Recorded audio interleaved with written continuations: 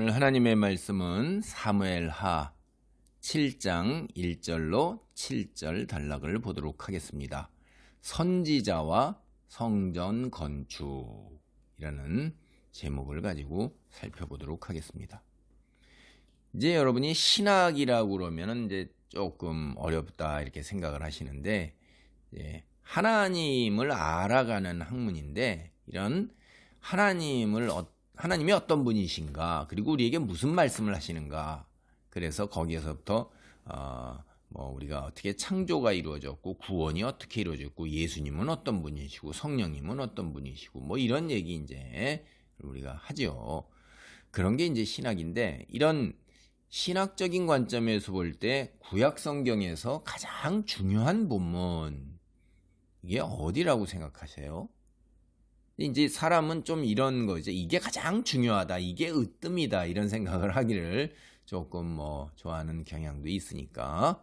자, 제가 다시 쉽게 말해서 하나님께서 인간에게 축복을 하시는 그 약속을 하시잖아요. 이 구약 성경을 쭉 보면 계속 약속을 거듭해서 하시는데, 그 중에서 가장 중요한 약속, 여러 가지 약속 중에서도 정말로 중요한 약속, 이게 어딘가?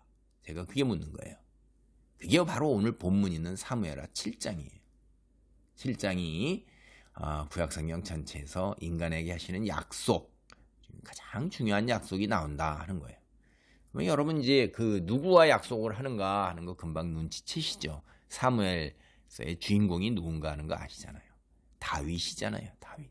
그래서 이곳에 이제 하나님께서 다윗에게 약속을 해주셔요. 그래서 이 약속이라는 말로 우리는 언약이라고 부릅니다. 그래서 다윗 언약 이렇게 이제 부르죠. 그래서 이 다윗 언약의 근거에서 이스라엘이라는 민족, 오늘날 이스라엘도 마찬가지예요. 그 국가, 민족, 종교, 이게 뭐냐 하는 게 그런 정의가 내려지고 있는 거예요. 이게 다윗 언약이 그러니까 보다 이제 이스라엘이라는 국가나 민족, 종교에 대해서 근본적인 거라는 거죠. 유대교라는 거에서. 그래서 이제 이 다윗 언약으로 인해서 우리하고 연관이 있는 거예요. 오늘날 사는 인류의 구세주가 되신 예수님께서 다윗의 후손으로 오시게 되는 거예요. 그러니까 육체적으로 예수님께서 이 땅에 오시게 되는 그 성취가 이루어지는 것이 바로 이 다윗의 약속에 근거한 거다, 이 말입니다.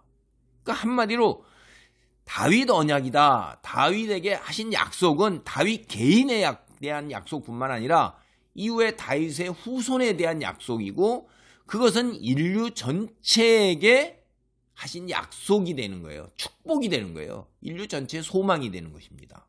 그럼 우리도 오늘 예수 그리스도의 그 구원의 은혜, 메시아 되신 예수 그리스도의 그 놀라운 그 기적, 능력, 권세, 그거 우리가 입는 거예요, 그대로. 그게 바로 이 다윗 언약에서 비롯되는 것입니다, 뿌리가. 그래서 다윗 언약은 그런 근본적으로 더 올라갈 때 어디하고 연결되냐면, 하나님께서 창세기 15장에 보면 아브라함에게 약속을 하셔요. 그게 아브라함 약속이라고 해서 아브라함 언약이라고 이제 우리가 불러요. 그러니까 벌써 하나님께서 사실 성경엔 이런 약속이 굉장히 많이 나오는데, 우리가 이제 여기서 살펴볼 것은 아브라함 언약과 다윗 언약, 이 두 언약인데, 이 두 언약 모두가 하나님께서 혼자서 스스로 맹세하시는 거예요. 아브라함과 다윗이 하나님과 약속을 맺을 정도로 대등하거나 충성을 맹세했거나 어떤 큰 하나님께 제물을 드려가지고서 그냥 헌신을 했거나 이런 게 아니라, 하나님께서 일방적으로 택하여 세우시면서 그들과 약속을 맺으시는 것. 맺는다는 말이 참 이게 좀 우리가 생각할 때 이런 생각이 아니라 약속을 하신 것, 이게 더 적절할 거예요. 그냥 이 두 언약이 모두 하나님께서 일방적으로 스스로 하신 약속이라는 거예요.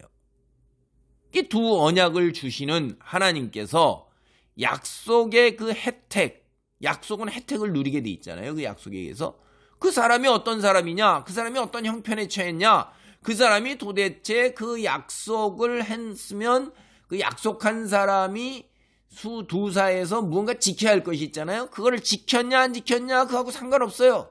그냥 하나님께서 스스로 맹세하셨기 때문에 일방적이고 무조건적으로 그렇게 약속을 지켜나가시는 거예요.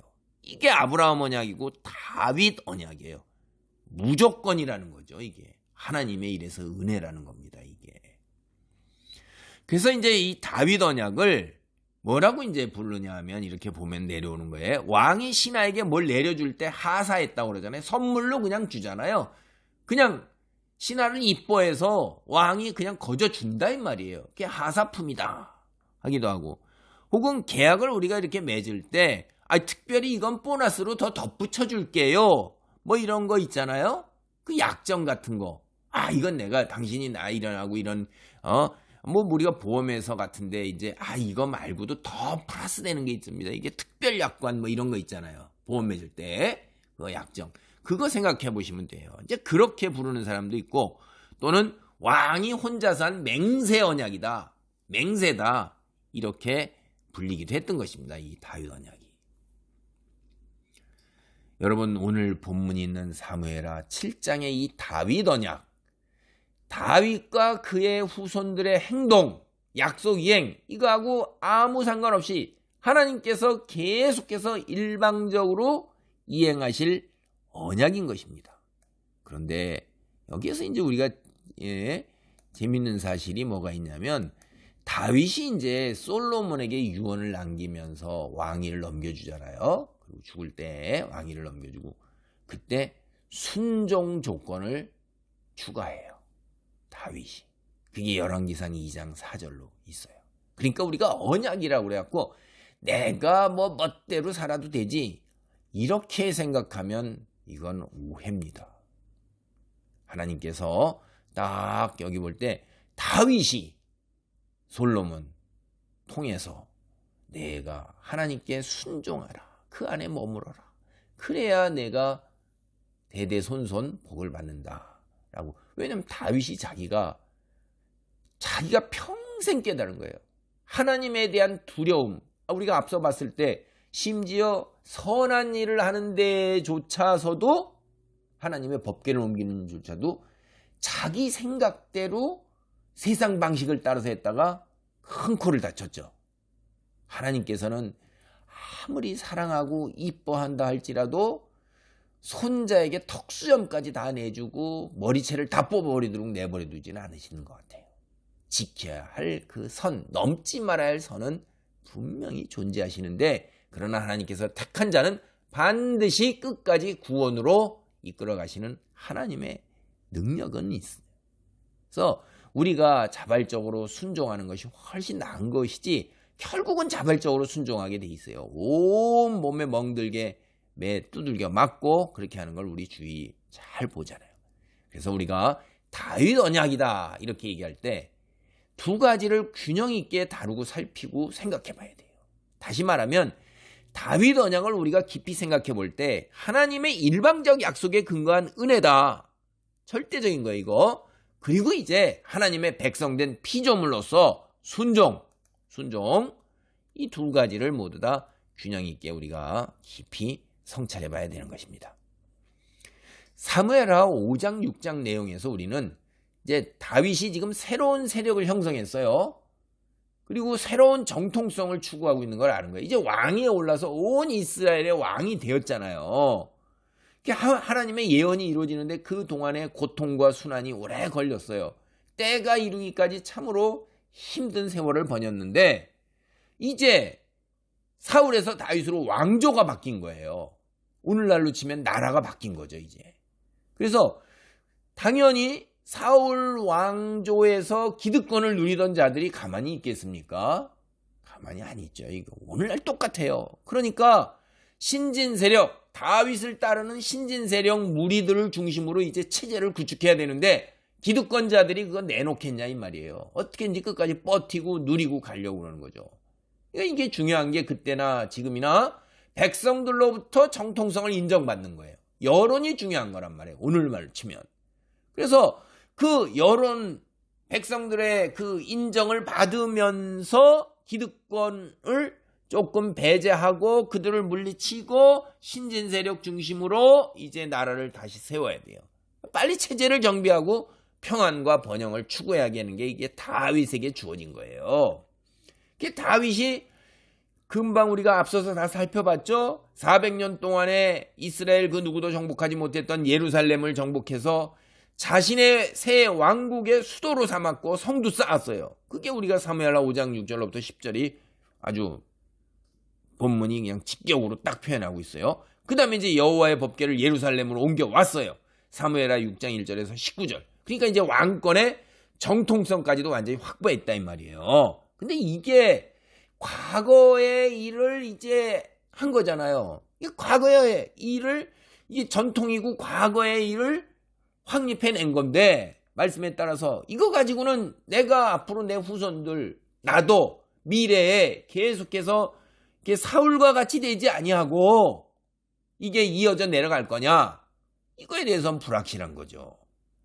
그래서 여러분 현실에서도 그러잖아요. 왕이, 역사를 우리가 다 배우면 동서양을 막론하고 왕에 오르면 이제 자기 왕위가 계속되어 가야 돼요. 왕위에 오를 때까지 치열하게 싸우고 경쟁하고 정말 힘든 과정을 거쳐서 왕위에 오르는 순간서부터는 이제 그걸 지켜나가야 되는 거예요. 그냥 독살당하지 아니할까, 반란을 일으키지 아니할까 눈을 부릅뜨고 자기 신하들 곳곳에 다 배치하고 멀리 변방까지 내보내고 그리고 기득권 세력들, 말 안 듣는 놈들, 이런 애들 잘라내면서 또 걔네들 함부로 못 다루면 한쪽으로 밀어붙이면서 힘없는 자리로 밀어붙이고 이러고 자기 후손들이 또 계속해서 왕위를 이어갈 수 있도록 자기가 지금 튼튼하게 이곳저곳에 자기 세력을 심어가면서 굳혀 나간단 말이에요.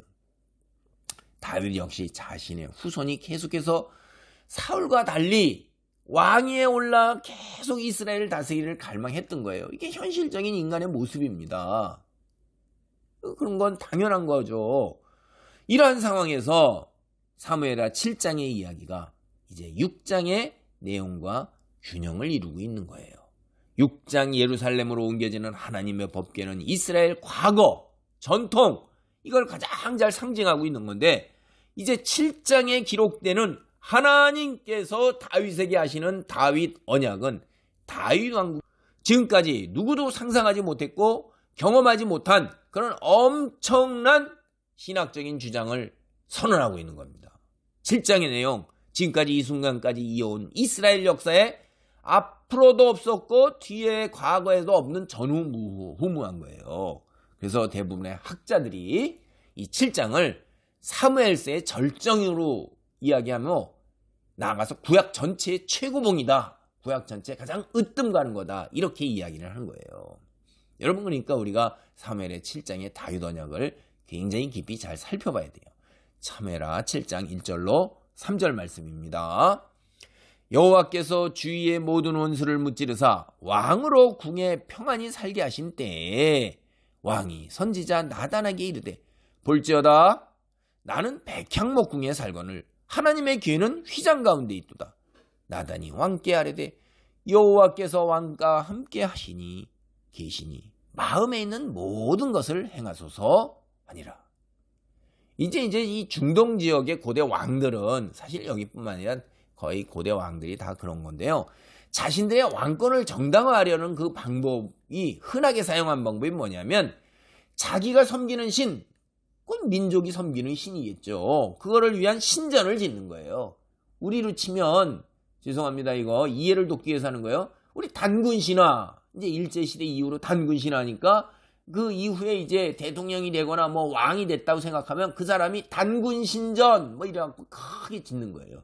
일본 사람 같으면 천황, 천황을 섬기는, 자기네 그 천황 위에 뿌리에 그 그런 신들을 섬기는 신전을 그냥 크게 짓는 거죠. 그렇게 해서 그게 자기의 이제 그 백성들의 마음을 얻고 백성을 다스리는데 큰 영향을 미쳤던 것입니다. 그래서 이 왕들이 저마다 신전을 건축하고 했던 거예요, 이게. 로마도 마찬가지고요, 다. 근데 이제 다윗은 여기 오늘 본문을 보면 그런 동기가 아니에요. 세상 사람들의 그런 동기, 그게 아니라 순수한 마음에서 여호와의 성전을 짓고자 하는 거예요. 나는 하나님께서 나를 이렇게 세워주셔서 내가 이렇게 오늘 백향목 궁궐에 사는데, 백향목 궁궐 당대로 치면 최고의 사치품이요 호화로운 겁니다. 그런 데서 사는데 나를 이렇게 세우신 하나님의 복궤는 장막에 있어요. 이 장막이라는 게 뭡니까? 오늘날 얘기하면 텐트잖아요. 텐트. 그럼 텐트에서 사는 사람과 엄청난 궁궐, 잘 지어진 궁궐에서 사는 사람, 이게 보면 너무나 미안하고 죄송하고 송구스럽잖아요. 그래서 그런 거예요. 그냥 참 다윗 순수한 겁니다. 어린아이 같은 마음이에요. 근데 신명기 12장 10절로 11절의 말씀, 즉 하나님의 율법에 따르면 이스라엘 약속의 땅에 정착해서 이제 원수들로부터 평화를 누리는 때가 온다. 그때가 되면 하나님이 정하신 곳에 주님의 집, 바로 성전이죠. 성전을 지을 것이고, 그 후에는 이 장막이 아니라, 성막이 아니라 오로지 주님의 성전에서만 예배를 드리게 될 것이다.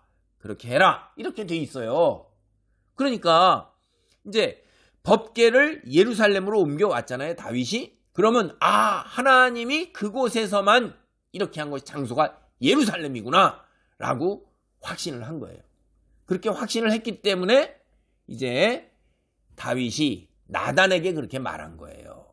근데 이제 잠시 후에 펼쳐지는 하나님의 말씀, 이걸 보면 다윗의 생각이 맞다 하고 하나님이 동의를 해주셔요. 그 장소가 예루살렘이라는 이야기를 하신다 이 말이에요. 7장 이야기의 그 전체 핵심 낱말이 뭐냐면, 문맥상으로 오늘말로 옮기면 성전이에요. 히브리 말 원래 말로 하면 집입니다. 집. 하나님의 집이니까 집은 곧 성전이잖아요. 이게 15번이나 나오고 있어요. 그래서 다윗이 하나님을 위해 집, 성전을 건축하고자 해서 시작된 이야기가 하나님께서 오히려 다윗을 위해 집을 지어주시는 것으로 마무리가 돼요. 근데 이제 사실 여기에 이야기의 중요한 초점은, 내용은 이렇게 흘러가는데 초점이 뭐냐면 하나님의 집, 성전과 다윗 왕조와의 관계에 초점이 맞춰져 있는 거예요. 집을 짓는 이야기가. 다시 보겠습니다. 다윗이 선지자 나단을 불러가지고 이제 너무 내가 죄송하고 마음이 편하지가 않으니까 하나님의 집을 짓고자 한다, 이렇게 자기의 계획을 얘기했어요. 그러니 나단이 딱 듣고선 참 좋은 일이군요. 그렇게 하세요. 여호와께서 왕과 함께 하십니다. 이렇게 말했어요. 이 말의 뜻이 뭐냐면 하나님께서 기쁘게 허락하실 것입니다. 이런 뜻이에요. 근데 이제 하나님의 뜻은 그렇지가 않았잖아요. 여기서 우리가 생각해 볼 게 있어요. 교훈을 얻어야 되는 겁니다. 하나님의 종이나 선지자, 요새 말로 해서 사역자, 즉 목사, 선교사라고 해서 항상 하나님의 뜻을 전하는 것이 아니다라는 걸 깨달아야 돼요. 이거 못 보면 여러분은 눈먼 맹인인 것입니다. 예수님이 뭐라고 그랬어요?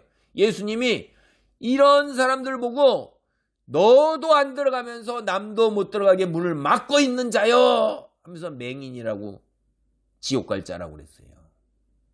이런 사람 따라다니면 그 사람이 문을 막고 있어서 자기도 천국 못 들어가고 지옥 가는 거예요. 이거 무서운 말이에요. 하나님의 종이다, 선지자다, 목사다 이래가지고선 그 말은 무조건 옳구나 이렇게 따라가면 요새 유사한 사이비, 이단 이런 게 얼마나 많아요. 그 다음에 아무개는 한번 죄를 지으면 더 이상 죄를 한번 죄를 지어서 하나님께 예수님 믿고 구원 얻으면 더 이상 죄를 짓지 않는다. 고속도로상에서 지나가다 보면 팍 보이는데 얼마나 이단들이 성하면서 많으니 죄다 성경 가지고선 살짝 비틀어 가지고 그런단 말이에요. 그거 알아채는 것이 거기 따라다니는 사람들 과연 그러한가? 그러지 않으면 못 찾아가네. 분별하기 어렵습니다. 성경을 보면 이 나단뿐만 아니라 예레미야도 그래요. 아니 예레미야 같은 선지자도 그런데 우리는 어떻겠습니까? 그러니까 이게 쉽지가 않은 거예요. 예레미야 28장을 보면 예레미야 28장을 보면 예레미야가 하루는 멍에를 메고 이제 공공장소에 나타나서 퍼포먼스를 해요. 자신이 멍에를 맨 것처럼 유다도 당대 최고의 강국인 바벨론의 멍에를 져야 한다. 그러니까 바벨론에 항복하고 지배를 받아라 하는 얘기예요. 그게 귀에 들어옵니까? 아니 멀쩡하게 잘 살면서 지금 경제적으로 막 번성하고 문화적으로 온 세상 문화 다 누리고 있는데 나라를 갖다가 유다 바벨론 밑에 들어가라. 식민지가 내라 하는 거죠, 오늘말로.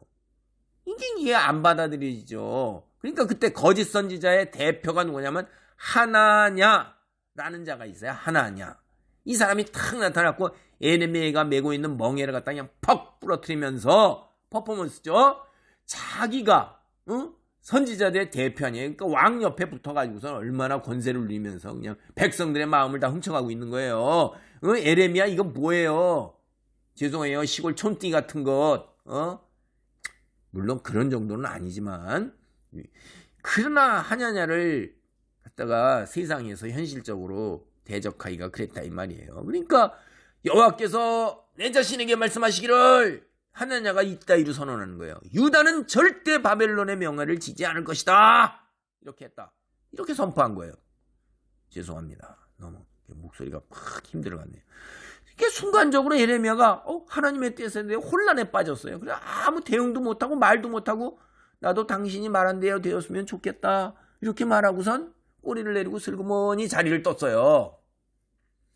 그리고서 이제 가면서 하나님이 계획을 바꾸셨는가? 이렇게 생각한 거예요. 순간적으로 이렇게 그의 생각이 머리에 싹 스치는 거예요. 하나냐가 현실에서 얼마나 많은 거짓 선지자들이 있어요. 총회, 연합, 대표예요. 그러니까 오늘날 말로 치면 일개 교회, 작은 교회, 그것도 그냥 구멍가게 같은 작은 교회에서 하나님 말씀드려서 이렇게 전했던, 근데 세상 사람들이 이름은 조금 알아주는 뭐 이런 정도죠. 뭐 그냥 하나님의 말씀을 그래도 올바르게 하니까 하고 하는 정도인데 총회장이 팍 한마디 임명하니까 기가 푹 죽어가지고 간 거예요. 오늘 말로 하면 그렇다 이 말이에요. 그래서 집으로 돌아온 예레미야가 그날 밤 하나님께 이제 기도를 막 해보고 나서야 아이고 이 하나냐가 거짓말을 했다는 거를 깨닫게 된 겁니다. 그래서 그는 다음날 하나냐 집안에 하나님 거짓말을 한 거니까 인간의 말을 한 거니까 저주를 선언하는 게 나와요. 예레미야가 골방에 들어가 하나님께 기도하고 난 후에야 사람들이 말한 것과 다른 계시를 받는다 이 말이에요. 이야기가 또 나와요. 예레미야 42, 43장에도. 여러분 이거 우리가 잘 생각해 보셔야 된다고 제가 자꾸 말씀드리잖아요. 다윗이 하나님의 성전을 건축하고 싶다고 말했을 때 나단은 인간적으로 참으로 갸륵하고 선한 일이다. 이게 자신의 생각으로 하나님께서 기뻐하실 일이므로 그리하라고 말했어요. 이거 나단이 정말로 틀린 게 아니에요. 생각해 보세요. 인간이 판단해 정말로 성전 건축하는 거 얼마나 귀한 일입니까? 인간이 판단할 때 이처럼 갸륵하고 기특하고 진짜 다윗이 순수하고 어린아이와 같이 하나님에 대한 헌신과 충성 너무나 예쁘잖아요. 그냥 툭 튀어나오는 거예요. 아이고 그럼 그리하시지요. 하나님이 함께 하실 것입니다. 축복하실 것입니다. 좋아하실 것입니다. 이런 그렇게 하는 게 당연한 거예요. 근데 이제 여기서 한 가지 안타까운 게 나단은 선지자잖아요. 선지자로서 굉장히 큰 벼슬자리에 있고 다윗 옆에서 귀하게 다윗이 절대적으로 믿고 신뢰하는 거예요. 그냥 나단이 다윗을 칭찬하면서 아이고 정말 그 좋은 생각입니다. 참 좋은 생각이고 귀한 생각이고 하나님께 기도해 보겠습니다. 이렇게 한마디만 덧붙였으면 얼마나 좋았을까 이런 생각이 든 거예요. 그러니까 그날 밤에 가서 기도해 보니까 아니라는 거 금방 알잖아요. 나단도. 제가 이렇게 말을 하는 거는 사실은 쟤도 현실 속에서 나단처럼 들어가 살면 그렇게 하기 어려울 거예요. 전 다 알아요. 지금 제가 이런 말 하는 거는 오늘 성경 이야기를 시작서부터 전개가 어떻게 되고 결말이 어떻게 되는 걸 모두 알기 때문에 이렇게 말씀드리는 겁니다. 응? 우리가 다 알잖아요. 그냥. 그래서 제가 오늘 말씀드리는 게 사역자 똑같다 이 말이에요. 항상 하나님과 소통해야 되고 하나님과의 대화 통로가 열려 있어야 하나님 말씀을 정확하게 전할 수 있는 거예요.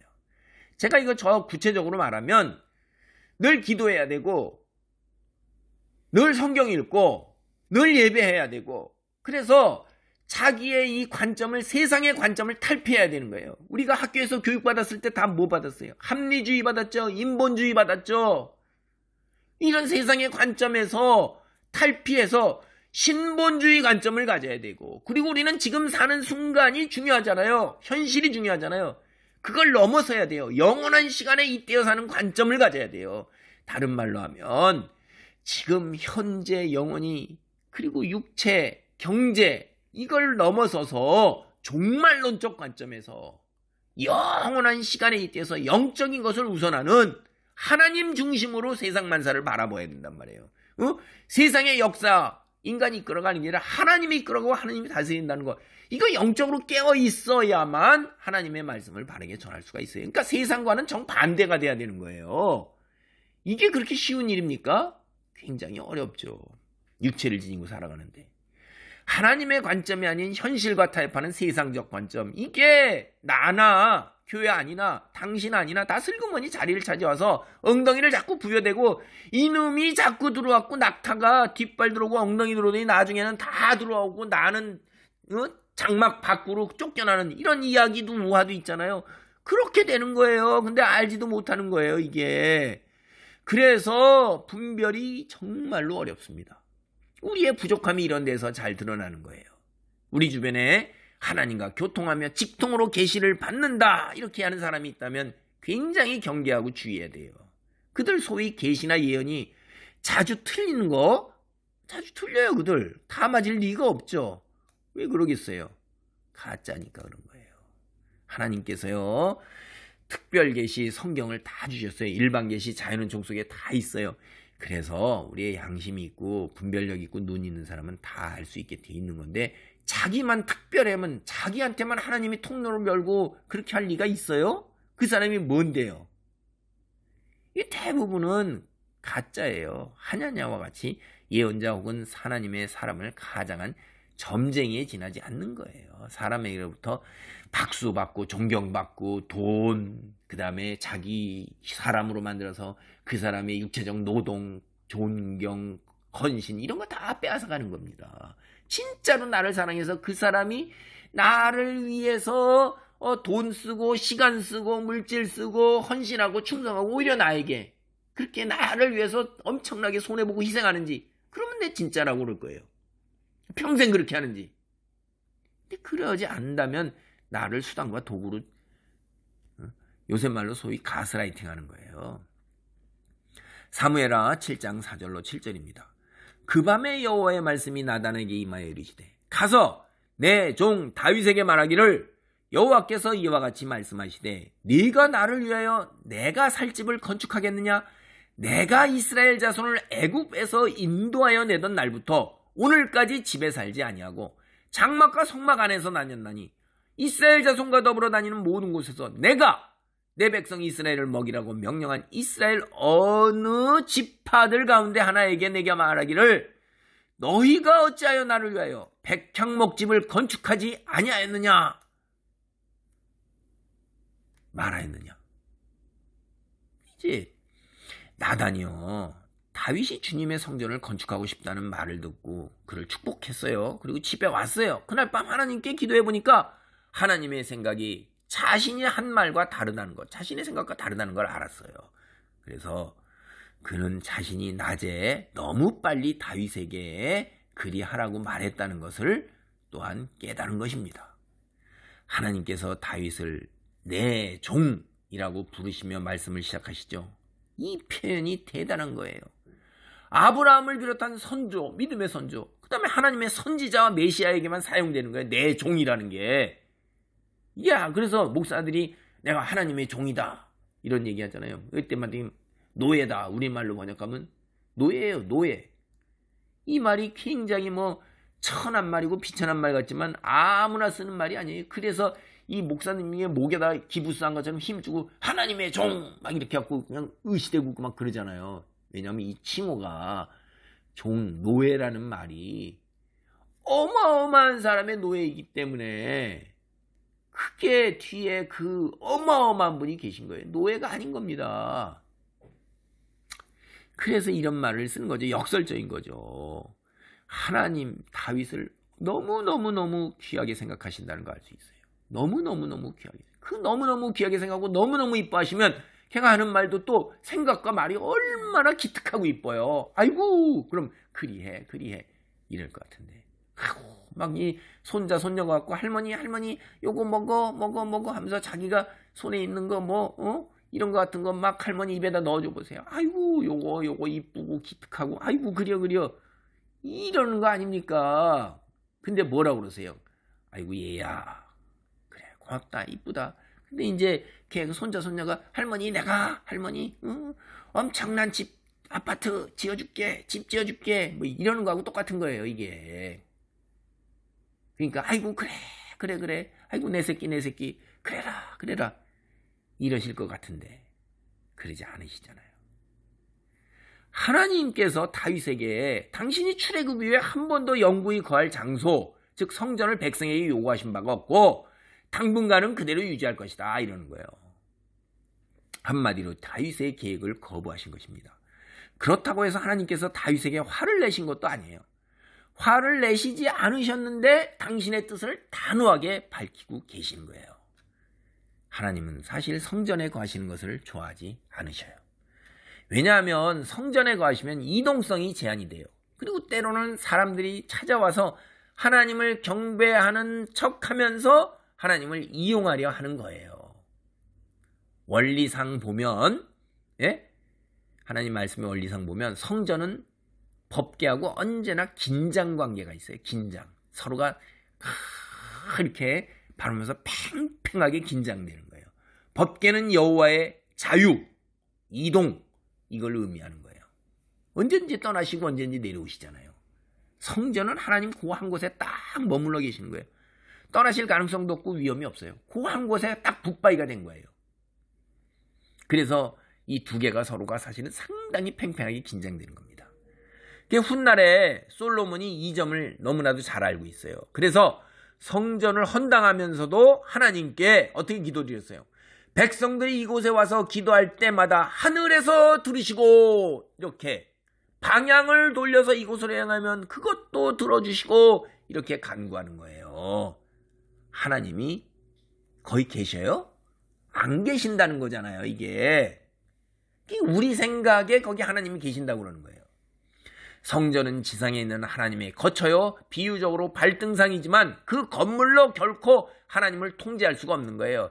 오늘날 어떤 성도들은 예배당을 갖다가 그 건물을 지나치게 하나님의 처소로 간주하고 행동하는데 이게 그리 바람직하지는 않은 거예요.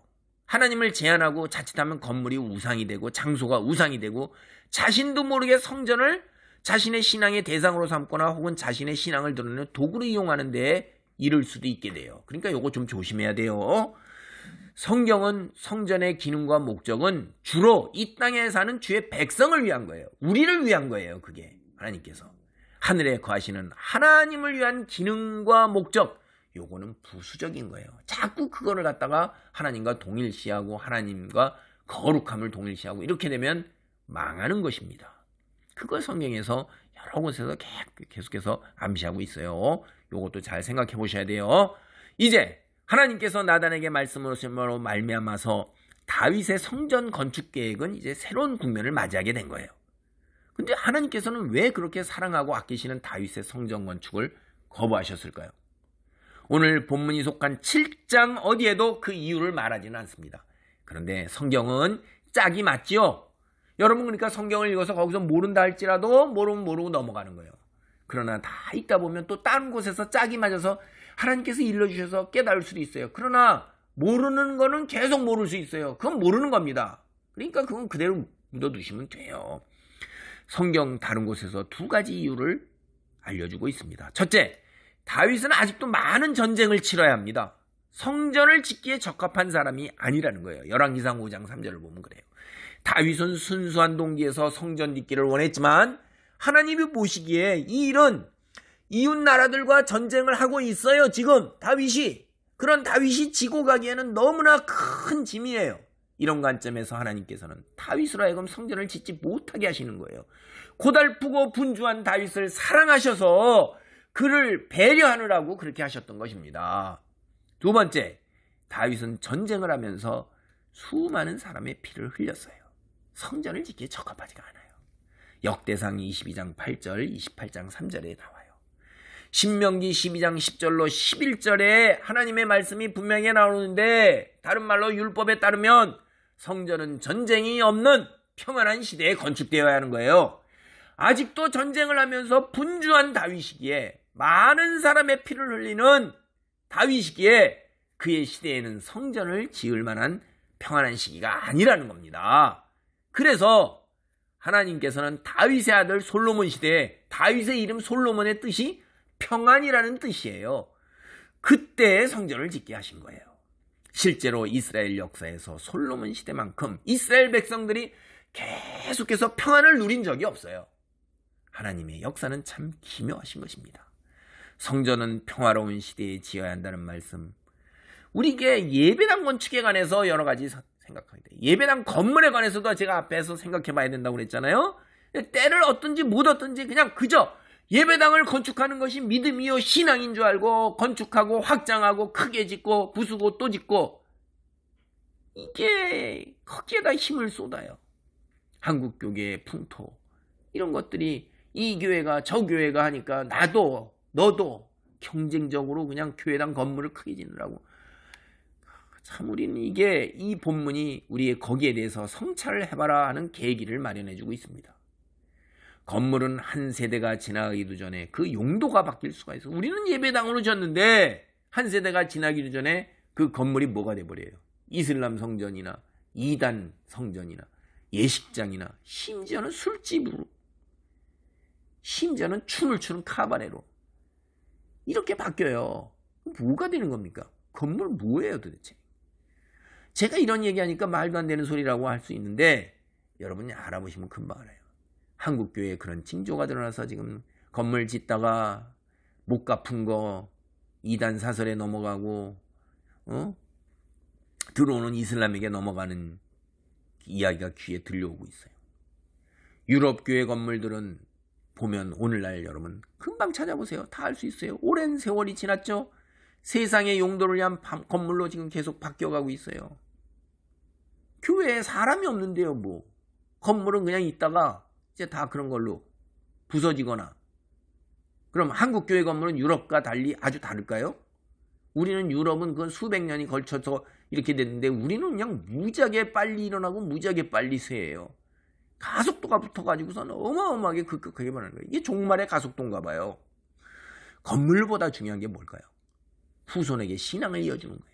신앙이 세대에서 세대로 이어져야 되는 거예요. 그래서 유럽처럼 빈 교회, 빈 건물, 믿는 자가 거의 눈 씻고 찾아보려면 정말 드문, 이런 일이 벌어지지 않으려면 신앙을 후세대로 이어줘야 돼요. 뒤에 오는 세대는 앞선 세대에게 듣는 것, 이게 전승이잖아요. 가르침이란 말이에요. 다른 편으로 하면 이제 교육인데 이게 있어야 하는데 이것만으로 부족한 거예요. 그러니까 이어지는 후세대가 스스로 보고 체험해야 돼요. 시편 48편 8절입니다. 우리가 들은 대로 만군의 여호와의 성 우리 하나님의 성에서 보았나니 하나님이 이를 영원히 견고하게 하시리로다 셀라. 들은 대로 보았나니 이렇게 하는 거예요. 신앙이라는 게 듣고 교육받았으면 그 다음에 봐야 돼요. 백문이 불여일견이라는 거예요. 자기가 체험해야 되는 거예요. 기독교는 체험 안 하면 들은 거 가지고는 절반도 안 되는 거예요. 이게 굉장히 중요한 겁니다. 체험이 없이는 지식으로 관념으로 머물고 세상으로 다시 흘러가요. 다시 말해서 확신해서 흔들리지 않은 견고한 믿음의 경지에 이르기가 쉽지 않다는 거죠. 그래서 하나님의 구원을 경험하는 것, 하나님의 임재, 하나님의 역사, 손길, 예수 그리스도의 동행하심을 경험하는 게 이게 주님의 자녀가 되는 과정에서 굉장히 중요한 거예요. 그러니까 하나님에 대해서 부모에게, 선조에게 성경에서 들은 거예요. 교육받은 거예요. 그게 내 삶 속에서 정말로 그런 일이 이루어지구나. 성령이 역사하시는구나. 기적이 일어나는구나. 깨달음이 있구나. 평안이 있구나. 이런 게 있어야 되는 거예요. 놀라우신 하나님의 사역을 스스로 보고 체험해야 되는 것입니다. 시편 48편 8절하고 연관해서 그래서 13절에서는 후대에 이걸 계속 전하라고 노래하고 있는 거예요. 한마디로 믿음의 사람 자신이 하나님을 듣고 보고 알고 체험한 것을 후대에 그대로 물려주는 것, 다시 말해 후대 역시 듣고 보고 알고 체험할 수 있도록 이런 일이 굉장히 중요하다는 거, 이걸 얘기하는 겁니다. 한국교회가 큰 예배당을 짓는데, 건물을 짓는데 힘을 쏟는 것보다 후대에게 신앙을 물려주는데 더 큰 힘을 기울였다면 오늘날 우리 눈앞에 벌어지고 있는 일이 벌어지지 않거나 혹은 조금은 덜 속도가 붙거나 덜하지 않았을까, 이런 안타까운 생각을 해봅니다. 이제 교회가 건물을 짓던 시대는 확실하게 저물고 있어요.